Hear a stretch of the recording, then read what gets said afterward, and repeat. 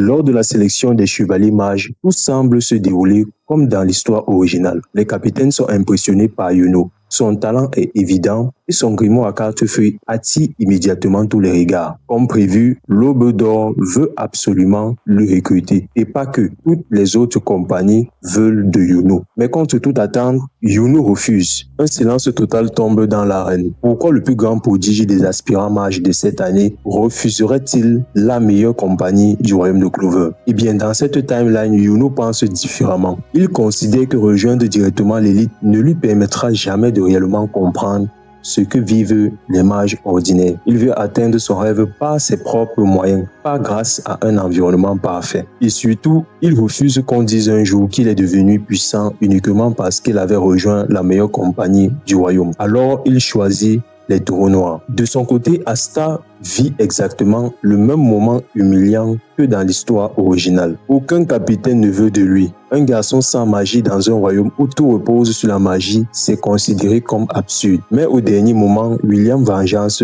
lève la main. Et contrairement à Yami dans la timeline originale, ce n'est pas la personnalité d'Asta qui l'intéresse, c'est son grimoire étrange. Et c'est comme ça que Asta rejoint lui aussi une compagnie. À l'intérieur de la compagnie de l'Aube d'Or, très rapidement, Asta comprend qu'il n'est pas à sa place. L'Aube d'Or est composée principalement de nobles et de mages extrêmement talentueux. Les membres de cette compagnie sont fiers, arrogants et surtout obsédés par le statut social. Pour eux, Asta représente tout ce qu'ils détestent. Un paysan sans magie, bruyant, mal élevé et incapable d'utiliser la magie. Même après avoir été officiellement accepté, personne ne le considère comme un véritable chevalier mage. Les membres de l'Aube d'or le regarde de haut constamment. Certains refusent même de travailler avec lui pendant les missions. Klaus au début est encore plus dur qu'avec Yuno dans la timeline originale parce que Yuno avait au moins un immense talent magique. Asta, lui, il n'a rien, ou du moins c'est ce qu'ils pensent tous. Même Mimosa n'est pas différente au départ. Elle reste polie mais profondément condescendante. Elle aide Asta uniquement par pitié, pas parce qu'elle croit réellement en lui. Et honnêtement, ça agace énormément Asta. Contrairement à Yuno qui ignore les remarques des nobles, Asta répond constamment. Il s'embrouille avec plusieurs membres de la compagnie. Il refuse de baisser les yeux et il critique ouvertement l'attitude des nobles, ce qui crée énormément de tension dans cette compagnie. William observe tout en silence. Plus le temps passe, plus il devient intrigué par Asta. Parce qu'en dépit de toute cette haine, Asta continue d'avancer. Chez les taureaux noirs, l'ambiance est totalement différente. Personne ne juge réellement Yuno sur son origine. Par contre, tout le monde le trouve beaucoup trop sérieux. Malgré ça, Yuno est bien accueilli dans la compagnie du taureau noir. Parce que le taureau noir est une compagnie remplie de marginaux. Ils sont bizarres, violents, imprévisibles, mais ils acceptent beaucoup plus facilement les différences.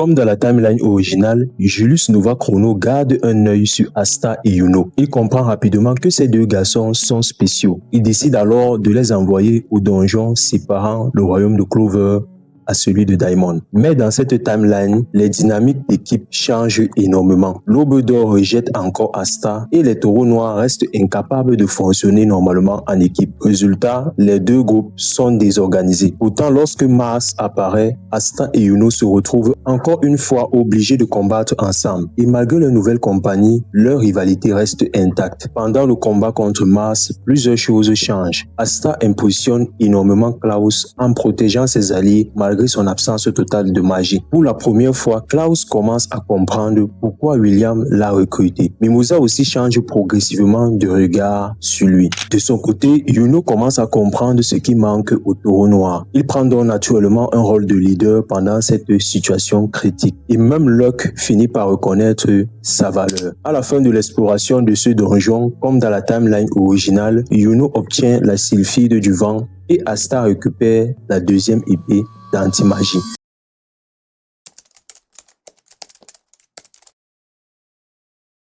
Le lendemain, après avoir réussi leur mission dans ce donjon, nos deux groupes d'aspirants mages sont invités à la cérémonie de remise des récompenses. Et évidemment, Asta finit encore par humilier les nobles en défendant Noël. Mais juste après ça, la capitale est attaquée. L'œil maléfique du crépuscule lance sa première invasion. Des zombies apparaissent partout. Les chevaliers mages sont pris par surprise. Frigolion affronte Patry et perd son combat. Tout semble suivre la timeline originale. Sauf qu'il y a une énorme différence. Les membres de l'organisation de l'œil maléfique du crépuscule ont remarqué quelque chose d'extrêmement dangereux. Eh bien, il s'agit de l'anti-magie d'Asta. Après avoir reporté cela à leur chef qui est Patry, le chef de l'œil maléfique du crépuscule, il comprend immédiatement que ce pouvoir peut devenir un énorme problème pour ses plans. Et cette fois-ci, Asta appartient directement à la compagnie de William Vengeance, ce qui rend les choses beaucoup plus simples. Puis un jour, comme avec Frigolion, William attire Asta dans une zone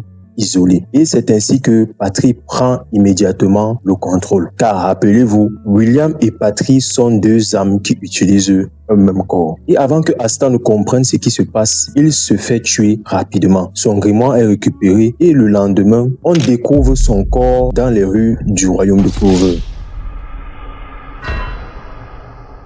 La mort d'Asta détruit émotionnellement énormément de personnages, notamment sa famille du village de Hadi. Klaus culpabilise, Mimosa s'effondre complètement, Noël refuse d'accepter sa mort. Mais celui qui change le plus dans cette histoire, c'est Yuno.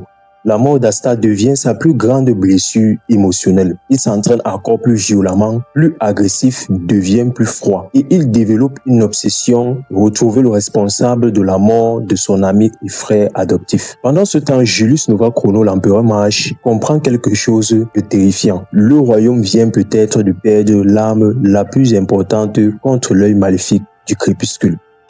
Plusieurs jours après avoir fait le deuil de la mort d'Asta, Julius Nova Chrono, qui a eu vent des méfaits et des plans de l'œil maléfique du crépuscule, envoie le taureau noir au sanctuaire englouti pour récupérer la pierre qui se trouve avant cette secte dangereuse. Mais l'absence d'Asta va complètement changer la mission. Dans la timeline originale, Asta poussait constamment les autres à dépasser leurs limites. Sans lui, Magna progresse moins.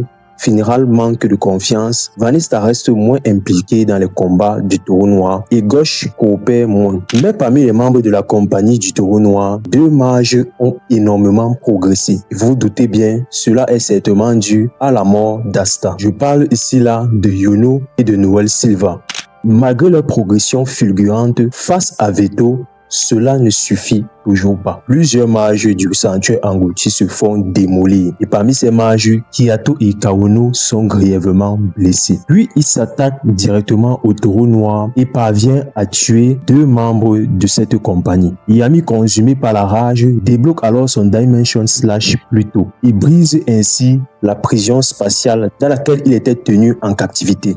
En collaboration avec Yuno, ils finissent par tuer Veto. Mais cette victoire laisse beaucoup de séquelles comparé à la timeline originale.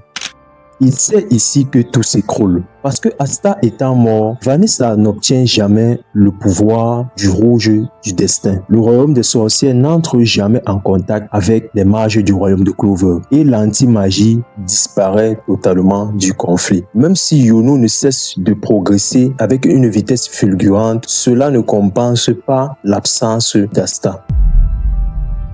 Lorsque la guerre des elfes commence enfin, le royaume de Clover est beaucoup moins préparé. Il n'y a pas de chevaliers royaux et les informations sur l'ennemi sont limitées. Car rappelez-vous, lorsque les mages du taureau noir sont partis dans le royaume de la sorcière, ils ont énormément appris sur l'histoire et les ambitions des elfes. Et quand Zagred apparaît, le désespoir commence. La puissance de Lich et de Lumiel ne suffit pas à vaincre le démon de Ouran, Zagred. Judus étant hors de combat, Yami ne peut pas tuer à lui seul un démon de Ouran, malgré sa magie de l'autre monde capable de tuer ce démon. Et surtout, il n'existe plus personne capable d'utiliser le pouvoir d'anti-magie. Zagred écrase alors les derniers défenseurs du royaume.